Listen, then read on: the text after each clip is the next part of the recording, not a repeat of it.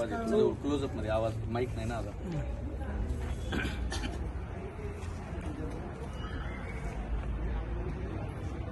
नमस्कार, मी बालाजी गाडे पाटील, नांदेड जिल्हा युवक काँग्रेसचा अध्यक्ष.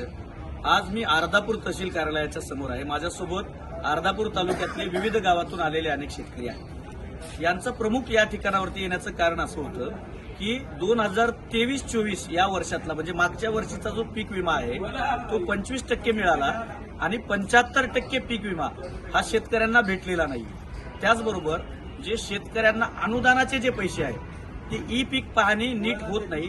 त्याचे दोन कारण आहेत. एक तर शेतकऱ्यांना तांत्रिक ज्ञान नसल्यामुळं किंवा त्यांना त्यातली नीट माहिती नसते. शेतकरी हा साधा बोळा आहे, छोटे मोबाईल्स त्याच्याकडे आहेत, तो एक कारण आहे. आणि दुसरी अडचण अशी आहे की अनेक गावांमध्ये शेतकऱ्यांना इंटरनेटच अवेलेबल नाहीये आणि अशा पद्धतीचं. आणि सरकारचं म्हणणं आहे की सगळं ऑनलाईन पद्धतीनं चालणार आहे. ठीक आहे, ऑनलाईन केला हरकत नाहीये, पण सरकारनं स्वतः शेतकऱ्यांपर्यंत पोहोचून त्याचा लाभ देणं हे सरकारचं कर्तव्य आहे.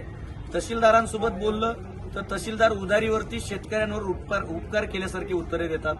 तहसीलदार सांगतात की तुम्ही कृषी अधिकाऱ्यांकडे जा, कृषी अधिकारी सांगतात की आमचं व्यवस्थित चाललेलं आहे. पण ह्या सगळ्यांमध्ये शेतकऱ्यांची माती होतीये. मागच्या वर्षीचे पैसे भेटले नाहीत, नवा पीक विमा भरला जातोय. या वर्षीचे पैसे कधी भेटतील हा प्रश्न आहे. त्यामुळं सरकार काय म्हणतंय, आता तहसीलदारांशी मी बोललो, तहसीलदार असं म्हणाले की ज्यांना पीक विमा पाहिजे त्यांनी 72 तासाच्या आत, तेव्हा कोणते 72 तास हे सांगत नाहीयेत, 72 तासाच्या आत तक्रार केली पाहिजे.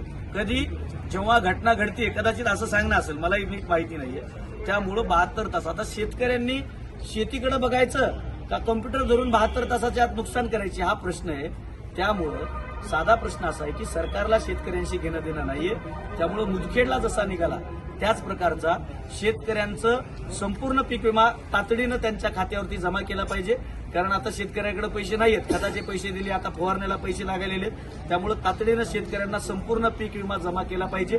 दुसरी मागणी आमची अशी आहे की ती म्हणजे अनुदानाचे पैसे हे स्वतः शासनाने ही पीक पाहणी करावी. जिथं इंटरनेट नाहीये तिथं त्यांनी स्वतः त्यांच्या पद्धतीने याद्या घ्याव्यात आणि तातडीनं शेतकऱ्यांच्या खात्यावरती अनुदानाचे पैसे दिले जावेत. आता दुसरा अडचण अशी येते की अनुदानाचे पैसे जिथं येत आहेत तिथं बँकवाले होल्ड करून ठेवालेत. अनुदानाचे पैसे आलेत, जुन्या कर्जामध्ये नवे पैसे कापून घ्यायलेत. मग शेतकऱ्यांना काय ढेकळं घ्यायचे हा प्रश्न आहे. त्यामुळे आमचं म्हणणं आहे की अनुदानाचे पैसे, जुनं कर्ज तसंच ठेवा आणि आता आलेलं जे अनुदान आहे ते तातडीनं शेतकऱ्यांना देऊन टाका. पैसे होल्ड करून ठेवू नका. आणि नवं कर्ज शेतकऱ्यांना भेटत नाहीये. वन टाइम सेटलमेंट केली आणि नवं कर्ज मागायला गेलं की मॅनेजर म्हणतो तुमचं सिव्हिल खराब आहे, तुम्हाला आम्ही कर्ज देणार नाही. म्हणून आमची मागणी घेऊन लवकरच अर्धापूर तहसील कार्यालयावरती हातात रुग्ण घेऊन शेतकऱ्यांचा भव्य असा रुग्ण मोर्चा आपण या ठिकाणावरती शेतकऱ्यांचा घेऊन येणार आहोत आणि सरकारला धारेवरती धरणार आहोत. शेतकरी बांधवांनो, हातात रुग्ण घेतल्याशिवाय हे मट्ट सरकार सुधारणार नाही, एवढं लक्षात ठेवा. धन्यवाद.